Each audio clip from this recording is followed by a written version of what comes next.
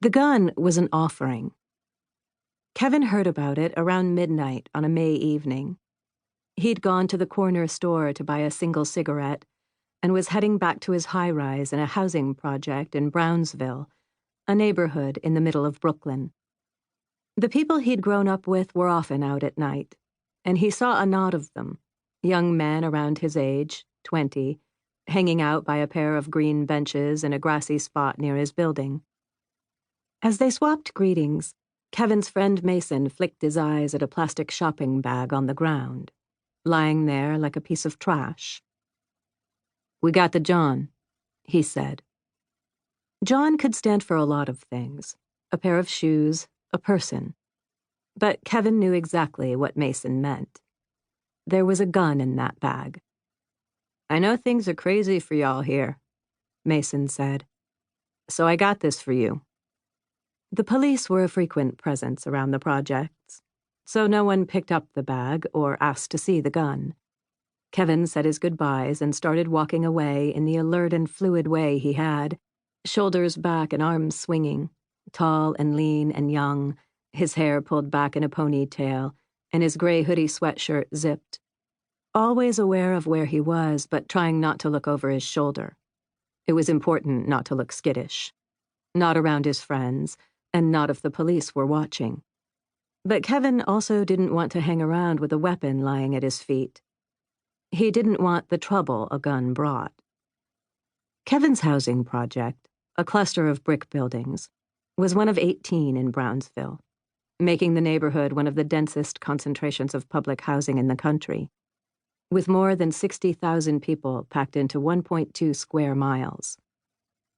The project could feel like a small town, in an old-fashioned way. It had its own recreation center and known personalities and raffish identity. Kevin got a laugh out of the nicknames for the loudmouths or tough guys, Kool-Aid and Lilhead and OG-Lock. He'd lived there his whole life, with his older sister and her 2-year-old daughter, his younger brother and his mother, who'd raised her kids mostly on her own, working retail jobs and caring for the elderly and disabled. The average rent in the Brownsville projects was $430 a month. Families tended to stay for years once they got off the waiting list for an apartment. "We stick together," Kevin said. "We went to school together. Your apartment might be on top of mine. Your mom might have babysat me." On a good day, the project's residents would come outside to play music and catch up. You knew it was spring when older people brought small towels to sit on and raised their faces to the sun. "That kind of day? I'm going to be where everyone is, the girls, the mamas, the babies," Kevin said, thinking on it. "That kind of day? It's perfect." But Brownsville was also one of New York's most disadvantaged communities, measured by health as well as economic insecurity, and one of its most dangerous. The year Kevin was 12, more than 100 people were shot in and around Brownsville, and another 30 were killed, about half the number in all of Manhattan. Guns were a fact of life. "I could find someone with a gun before I could find someone with a diploma," Kevin told me. Over the years, he'd lost people he knew, including close friends.